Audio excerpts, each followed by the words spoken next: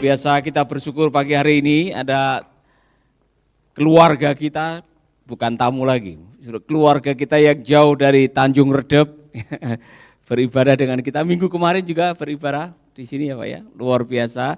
Nah saya mau memberikan renungan hari ini mengenai 4 cara hidup sehat.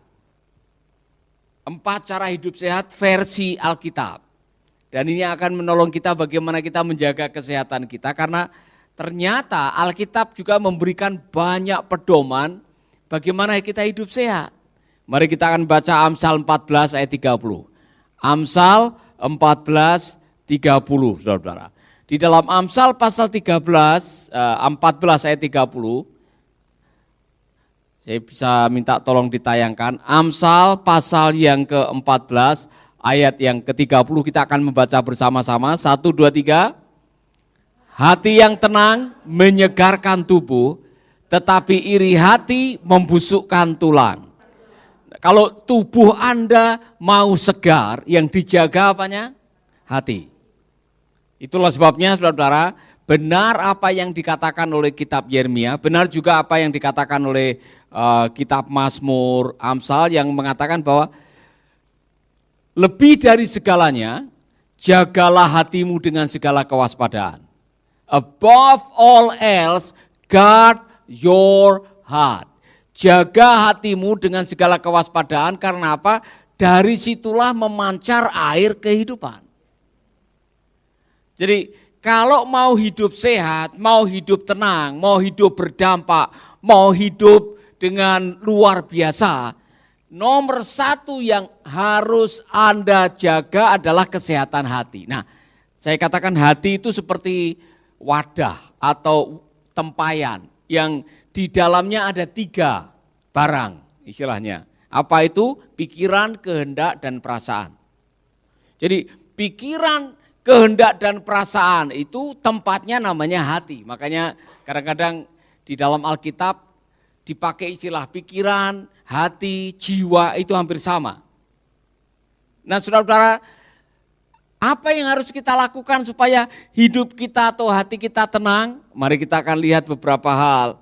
Yang pertama-tama dikatakan di sini saudara-saudara, cara yang pertama supaya hati saudara tetap sehat adalah trust in God. Amsal 116 ayat yang ke-7. Dalam situasi apapun juga dalam hidup saudara, jangan pernah lepas yang satu ini. Karena ini menentukan yang lain-lain. Apa? Iman saudara. Jadi iman ini adalah dasar dari segalanya. Itulah sebabnya dalam segala keadaan pelihara iman saudara. Amin. Mari kita akan baca di dalam Mazmur 116 ayat yang ke-7. Bisa ditayangkan? Mazmur 100 yang ke-16 ayat yang ke-7. Mari kita baca bersama-sama. 1, 2, 3. Kembalilah tenang hai jiwaku, sebab Tuhan telah berbuat baik kepadamu. Kembalilah tenang hai jiwaku. Ketenangan hanya didapatkan dari kepercayaan. Orang yang punya iman yang kuat pasti tenang. Orang yang imannya kuat pasti ada damai. Orang yang keyakinannya kepada Tuhan kuat, tidak ada kesulitan untuk tidur. Ya kan? Yang membuat saudara sulit tidur, yang pada akhirnya imun sistem saudara turun karena pikiran. Pikiran apa? Pikiran yang khawatir. Pikiran yang gelisah. Jiwa saudara waktu gelisah, waktu tidak tenang, saudara sedang bermasalah. Jadi waspadai yang namanya khawatir, karena khawatir mencuri ketenangan. Siapa yang lagi khawatir? Bagaimana kalau Indonesia ini pada akhirnya ada virus model baru, COVID model baru misalkan aja. Atau saudara selalu memikirkan hati bagaimana kalau Denpasar ini banjir. Saudara memikirkan tiap malam, bagaimana kalau istri saya pergi dengan orang lain. Saudara pasti tidak bisa tidur. Iya kan? Apa yang membuat Anda tidak bisa tidur? Saya mau tanya, biasanya apa yang membuat Anda tidak bisa tidur? Masing-masing orang beda-beda. Ya kan? Bu Lydia? Panas. Oh, tinggal didinginkan aja masuk ke bak atau apa, ya kan?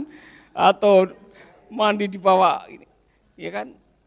Nah, kalau badan panas masih bisa didinginkan dengan air. Masalahnya kalau pikiran panas atau lagi panas hati itu agak lebih susah lagi, ya kan? Pak Rudi, apa yang membuat kadang-kadang tidak bisa tidur nyenyak? Tesis yang akan dibuat, ya kan? Yang kuliah mungkin mikirin tesis. Ya. Lain. Arpin, apa yang biasanya membuat kamu tidak bisa tidur nyenyak? Nyamuk. Tara, apa yang membuat kamu kadang-kadang khawatir? Oh, kutu kasur. Siapa yang datang sini bawa kutu kasur? Tahu namanya kutu kasur? Bangsat.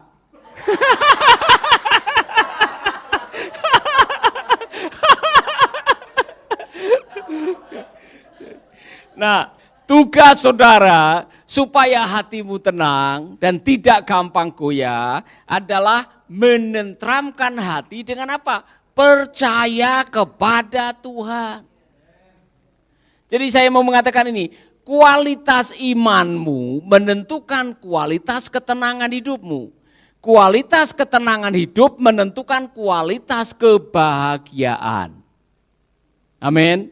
Jadi saudara-saudara, iman dan khawatir itu seperti timbangan. Makanya dikatakan percaya, trust in God. Jadi kalau zaman dulu itu ada timbangan duduk di pasar-pasar itu, ya kan? Kalau imannya kuat, khawatirnya otomatis hilang. Otomatis, enggak bisa direkayasa. Kalau khawatirnya banyak, imannya pasti hilang. Saudara enggak bisa pura-pura nyanyi, aku tidak khawatir, burung di udara dia pelihara. Nanti bagaimana kalau tidak bisa bayar tagihan ini? Aduh, nanti bagaimana kalau tidak bisa melakukan ini? Saudara-saudara, imanmu dengan kekhawatiranmu itu seperti timbangan. Bagian kita adalah menjaga iman. Maka benar kata kitab Yeremia, berbahagialah orang yang mengandalkan Tuhan. Ia seperti tanaman yang ditanam di tepi aliran sungai, berbuah pada waktunya, daunnya tidak pernah layu. Saudara-saudara, apa saja yang diperbuatnya berhasil menurut kitab Mazmur.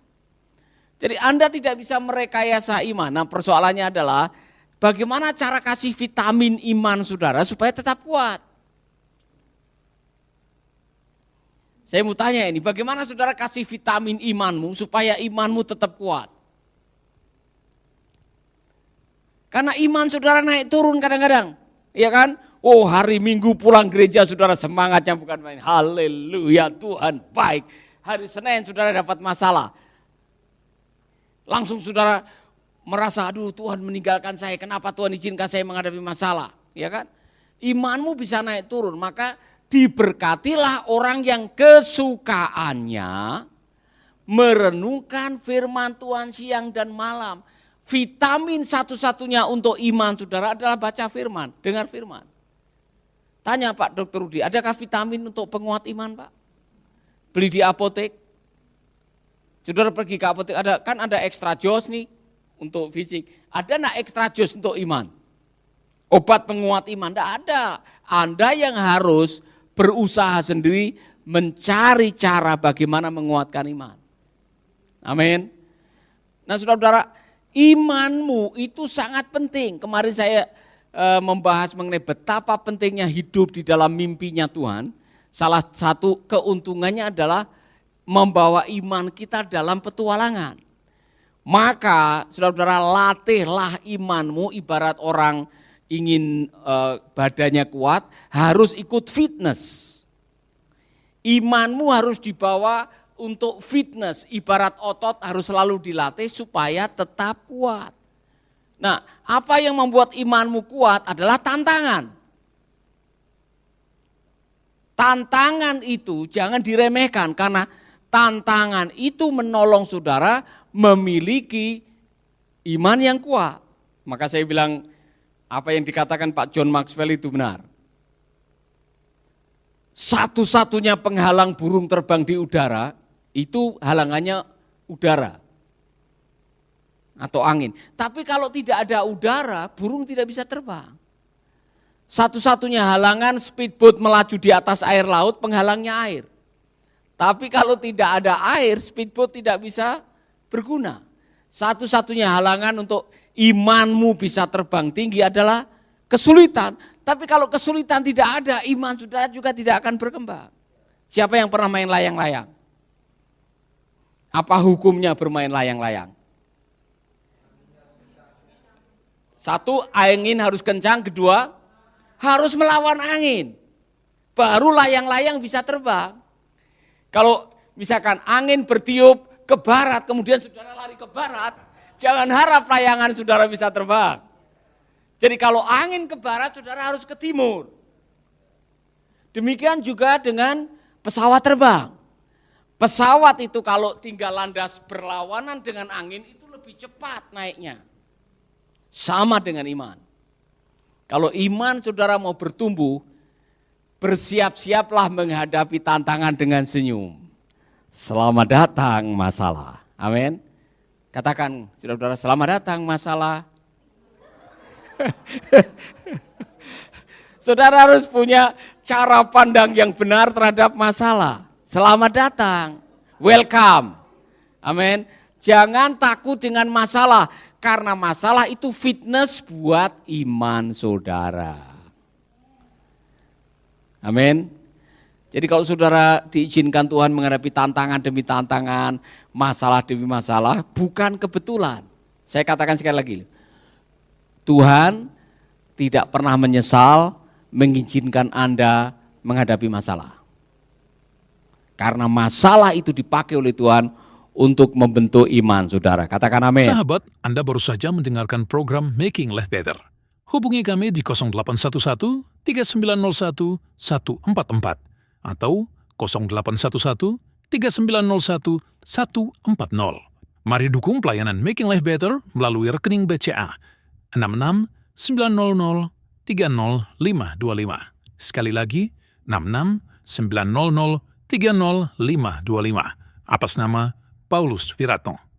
Terima kasih, Tuhan Yesus memberkati. Making life better, bikin hidup lebih baik.